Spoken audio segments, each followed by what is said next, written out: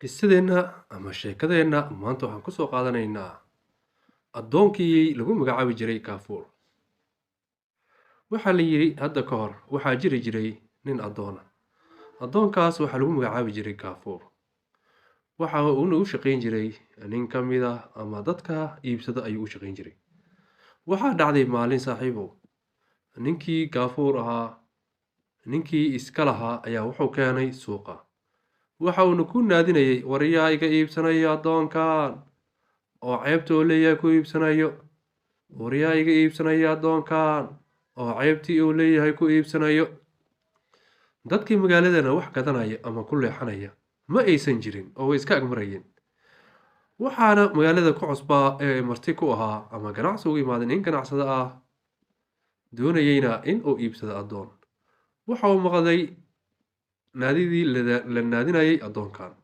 Wuu ku soo leexday waxa uu yiraahday ceebta uu leeyahay oo ku iibinaysid waa maxay? Ninkiina wuxuu ku jawaabay ninkan sanadkii mar ayuu been sheegaa. Taajirkii intii uu qoslay ayuu yiraahday ma intaas kaliya? Haa intaas kaliya. Wuxuu ku furan yahay wuu shaqaynayaa wuxuu kula qabanayaa laakiin sanadkii mar buu been sheegaa. beentaasaan waa u dulqaadan waayay taas ayaan iskaga iibinayaa. Kii ayaa yiraahday aniga iiga iibi ceebtiisa. Sidaas ayuu ku soo gad. Waraaq ayaa la kala qortay oo caddeynayso in uu ninkan ku iibsaday beenlowgan ama addoonkan ceebta uu leeyahay soo ku og inuu iibsaday. Kadibna uu soo watay wuxuu la imaaday magaaladiisii. Halkaas ayaa odaygii taajirka ahaa ganacsigiisii ka waday. Ninkii Kaafuur ahaana wuxuu ahaa nin aad u xoog furan waa uu la shaqaynayay ganacsigii ninkiina kor unbuu sii aaday.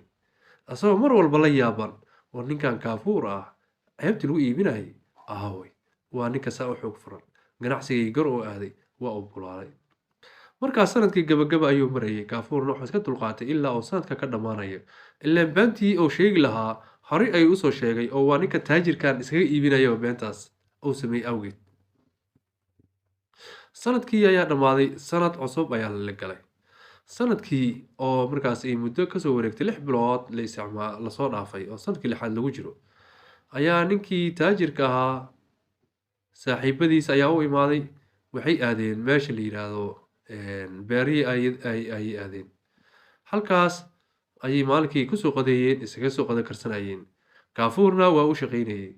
Qadadii markii ay cuneen oo xoogaa qadadii oo ay dhameysteen ay baashaalayaan waxay waryaa Kaafuur oo faraskayga dheer ay qaado guriga tago alaabtaas nooga soo qaad inta anaga meeshaan sii joogno. Kaafuur orod ayuu isku taabtay oo faraskii waxa uu qaatay ninkii taajirka lahaa. Gurigii ayuu tagay islaantii.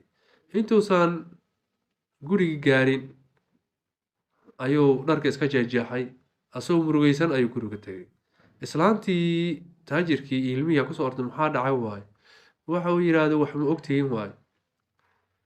Ninkii sayidkayga ahaa asagii saaxiibadiis meeshii ku jireen gurigii daharkii ayaa ku soo dumay wayna ku baaba'een wax ka nool ma lahan. Islaantii aad iyo aad ayay u naxday. Murugo ayay ku soo noqotay arrintii oohin ayay la fadhiisatay. Gabdhihii iyo wiilasha soo orday war maxaa dhacay? Wuxuu yiraahday sayidkayga ninkii ilahaa iyo shaqaalihii saaxiibadiis iyo shaqaalihii kale la shaqaynayay wax ka nool ma lahan. Anigoo banaanka wax laga dari ayaa ka soo haray waana soo cararay. haweeneydii guriga oohin iyo baroor kula noqotay. Wuu joogaa wuxuu leeyahay haweeney ninkaada dhinto hal shay jabinayn waa maxay? Ay markaasay ku dhaqaaqday dheriyadii iyo alaabtii inay dhulka la dhacdo. asagana markaas oo ay mid jibisaba midkii ka qiimo badan u soo qabtaa oo jijibinta uu u kaalmeynay. In cabbaara markii ooynaysay oo guriga marwo dhac ku dhacaysay ay waxay dhacdo waxaa rabaa inaan aado oohin waxay tarimaysay meedadkii iyo inaan gaar xagooda. Dadkii deriska ayaa isku soo baxay. Kadib waa la soo wada yaacay dadkii dhan waxaa la soo aaday dhinacii beerta. Kaafuurna fariskiisa uu fuushan yahay dadkii hor socdaa wuxuu u wadaa meeshii odayga iyo beertii ayuu u wadaa. nin daris ka mid ah ayaa wuxuu haweeneydii u naseexay la hadlay, wuxuu yidhahday intaanan meesha gaarin maan guddoomiyaha xaafadda, guddoomiyaha degmada, yacni amiirka xaafadda ma u sheegno oo na raaco oo arrintan waxay u baahan tahay shaqo adag u baahan tahay. hayay dhahday waxa ay ku leexdeen ninkii amiirka xaafaddiisa ay u leexdeen. Kaafuurna waxa usoo gudbay dhinacii beerta ayuu usoo gudbay.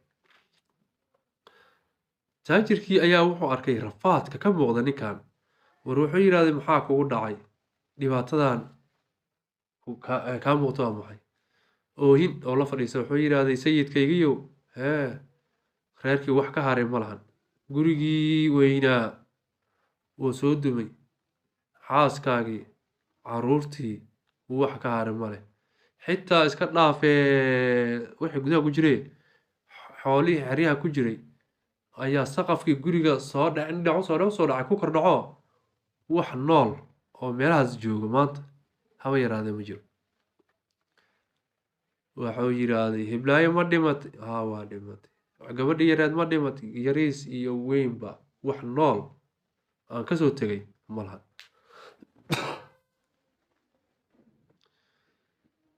odaygii ganacsatada ahaa indhihii ayaa madoobaaday, jilbihiina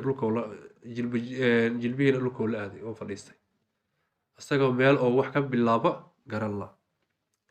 saaxiibadiis meeshii maalkaas kula qadaynaya martiqaad ku qabay way maqlayeen waxa dhacay, ayagana meeshii murugo la fadhiiseen, meel ay wax ka bilaabaan ayagoo garan la. maruu madaxa fuurinaya wuxuu arkay sawaxan iyo qaylo dhanka beerta usoo socota. haddii uu fiirshay oo madaxa kor u qaadayba waa dadkii magaalada dhan ay usoo horeysay xaaskiisi iyo caruurtiisi. waa uu istaagay isagoo yaaban, wuxuu aaday xaggeedii ayuu aaday, hab ayuu siiyey, wuxuu yidhaahday ilaahay ayaa mahad leh idin ammaansaday. ayadana waxay ku dhahday ilaahay ayaa mahad leh idinka badbaadiyey guriga soo dumay iyo dhibaatadii idin gaartay. oo yidhaahday maxaa dhacdow dhahay? waxay dhahday adoonka Kaafuur waxaa noo sheegay adii saaxiibada guriga inuu idinku soo dumay waxna idinka nooleen. waxuu yidhi asagana wuxuu ii sheegay oo dhahay in idinka guriga idinku soo dumay ilmo adiga xoolo wax nool aysan jirin oo ii sheegay. ninkii ayuu ku leexday, wuxuu yidhi war adiga maxaad beenta iigu sheegtay? aasi waa igu soo iibsatay, adigu waan ku dilayaa oo dhahay meydkaaga hilibkaagan ayaan siinayaa. waxa uu yidhaahday ima dili kartid, meydkaygana ma siin kartid xayawaan, sababtoo ah adiga og beenteydii ayaa igu soo iibsatay, anigana weli beentii xaaf la sheegay maanay weli hal ma sheegin. wuxuu yidhahday waaye xor ayaa tawaa ku xoreeyey, orod oo iga tag.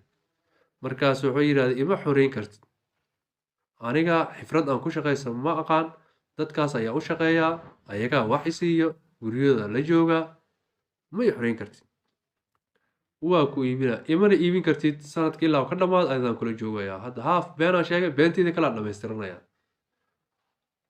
ninkii asagoo yaaban ayuu reerkii iyo caruurtii soo kaxeeyey.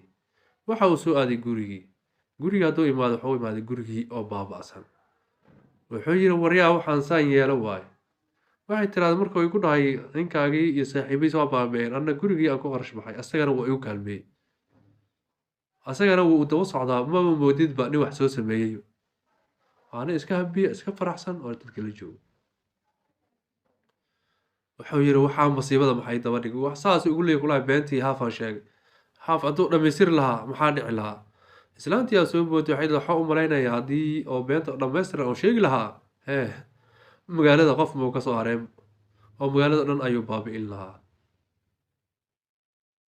oo halkii sii been ayaa waxay ku noqotay taajirkii masiibo. waxa uu yidhahday hal been ayaan sahal moodayay, ileen beentiisa been maheen been masiibo